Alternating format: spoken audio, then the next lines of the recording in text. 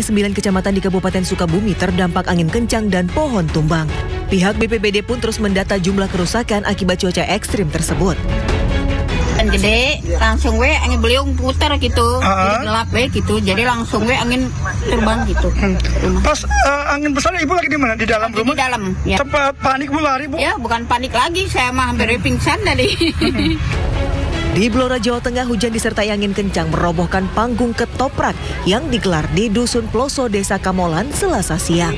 Para pemain dan warga pun kocar-kacir menyelamatkan diri. Tidak ada korban jiwa, namun akibat kejadian ini panggung pertunjukan tidak bisa digunakan lagi. Panitia pun terpaksa memindahkan alat-alat serta panggung pertunjukan ke tempat yang lebih aman. Dari Sukabumi, Jawa Barat dan Blora, Jawa Tengah, Tim Liputan iNews melaporkan.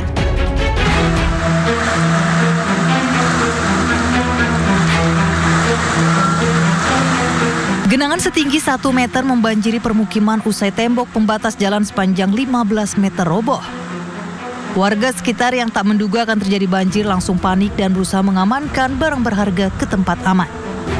Tak hanya permukiman, akses jalan yang menghubungkan Kalibata menuju Rawajati terputus akibat tergenang air. Peristiwa terjadi saat hujan deras mengguyur Jakarta Selatan sejak Rabu siang.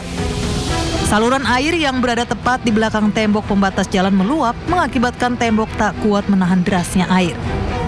Beruntung, tembok tersebut tertahan tiang penyangga kabel listrik sehingga tidak roboh ke jalan.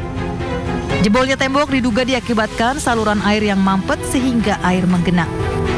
Tak ada korban jiwa dalam insiden ini, namun sejumlah lapak pedagang mengalami kerugian akibat tertimpa tembok. Dari Jakarta, Den Helmi Sayangbati, iNews melaporkan. 11 orang tewas dan 6 lainnya luka-luka dalam kecelakaan truk di perbatasan Magelang, Purworejo, Jawa Tengah. 1 korban luka yang merupakan supir truk dievakuasi ke RSUD Dr. Citro Wardoyo, Jawa Tengah.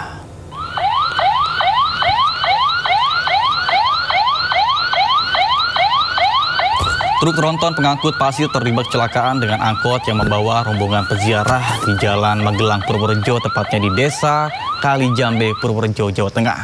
Diduga truk mengalami remblong hingga akhirnya oleng dan menabrak angkot. 11 orang tewas dan 6 lainnya terluka dalam kecelakaan truk di perbatasan Magelang, Purworejo, Jawa Tengah. Kelima korban tewas sudah teridentifikasi dan akan dipulangkan ke pihak keluarga. Sementara itu kondisi supir truk tronton masih dalam perawatan di RSUD Citro Wardoyo karena mengalami luka berat di bagian perut dan dada.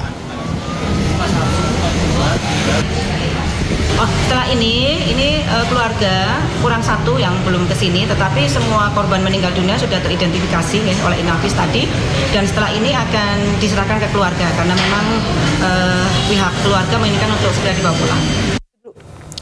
Pemirsa, polisi menggelar olah tempat kejadian perkara kecelakaan truk yang menabrak angkot di Purworejo, Jawa Tengah dengan korban 11 orang tewas. Sementara itu pemirsa, truk bermuatan pasir yang kondisinya terbalik di sisi jalan juga sudah dievakuasi oleh petugas.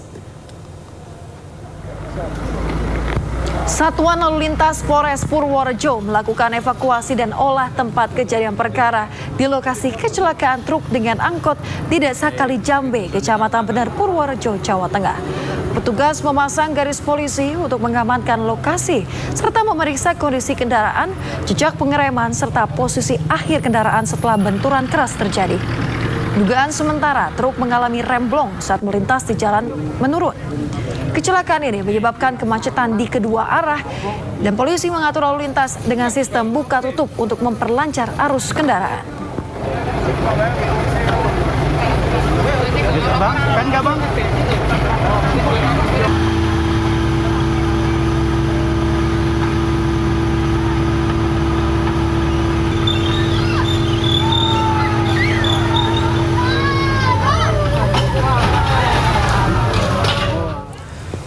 Sementara terkait dengan kasus tergulingnya bus di Padang Panjang, Sumatera Barat, Kementerian Perhubungan menggandeng Komite Nasional Keselamatan Transportasi atau KNKT untuk menginvestigasi penyebab pasti kecelakaan. Kecelakaan ini mengakibatkan 12 orang tewas. Balai Pengelola Transportasi Darat Wilayah 3 Sumatera Barat sebagai perwakilan Komite Nasional Keselamatan Transportasi di daerah masih terus melakukan investigasi penyebab kecelakaan bus tersebut. Pada tahap awal, penyidik melakukan pencocokan dokumen kendaraan dengan kondisi fisik bus. BPTD bersama tim KNKT mendatangi lokasi kejadian, termasuk pemeriksaan keseluruhan terhadap kelayakan bus antar provinsi tersebut. Bus antar lintas Sumatera yang mengangkut 35 penumpang diduga mengalami gangguan pada sistem rem saat memasuki turunan curam di Bukit Surungan sekitar 100 meter dari pintu keluar Terminal Busur, Padang Panjang, Sumatera Barat.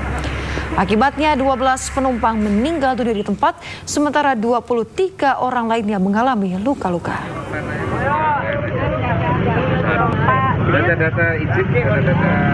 Sementara kita baru mengecek terkait dengan identitas daripada kendaraan ini, yaitu pertama keabsahan antara dokumen kendaraan dengan fisik kendaraan.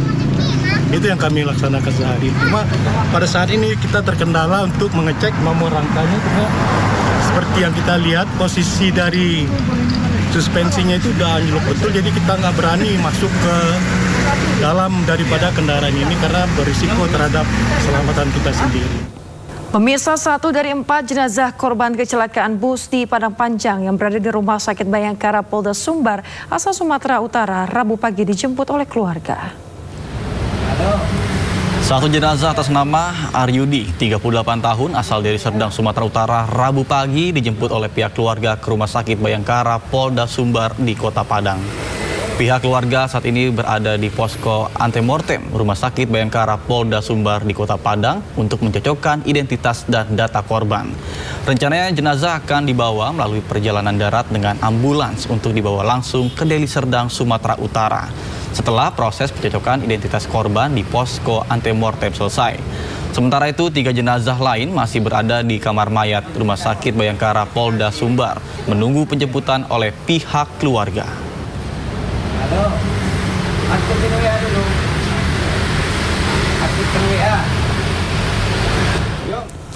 Terima kasih Anda masih bersama kami di Sindo Today. Pemirsa, para pelaku judi online punya berbagai modus. Ya, polisi menangkap 2 tersangka tindak pidana pencucian uang hasil judi online. Modus yang dilakukan para tersangka dengan mendirikan perusahaan cangkang dan mereka terancam 20 tahun penjara.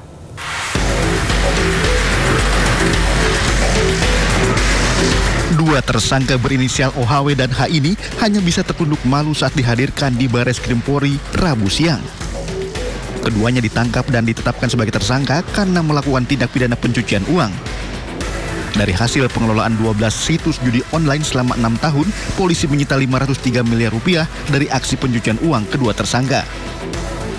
Kabar Reskrim Polri Komjen Wahyu Widada menjelaskan, penangkapan berawal dari adanya informasi transaksi perjudian online. Kemudian pihaknya bersama instansi lain melakukan penyelidikan dan petugas langsung menangkap kedua tersangka di Jakarta. Modus yang dilakukan kedua tersangka dengan mendirikan perusahaan cangkang. Modus ini relatif baru dilakukan. Pasalnya uang hasil judi online yang terkumpul langsung dilakukan transaksi digital.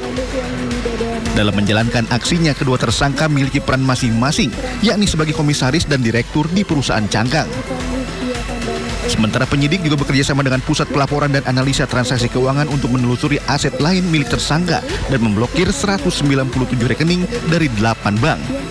Hasil judi online tersebut ditempatkan di berbagai rekening dan rekening nomini dan juga perusahaan cangkang dalam rangka menyamarkan apa yang kita sebut dengan layering yang telah dilakukan. Kemudian uang tersebut ditempatkan ke rekening para tersangka dan digunakan untuk kepentingan pribadi mulai tahun 2019 hingga tahun 2025. Untuk mempertanggungjawabkan perbuatannya, kedua tersangka harus mendekam di sel tahanan Bareskrim Polri dan dijerat pasal berlapis tentang informasi transaksi elektronik dan tindak pidana pencucian uang dengan hukuman pidana penjara maksimal 20 tahun. Dari Jakarta Selatan, Dan Helmi Sajangbati, iNews melaporkan.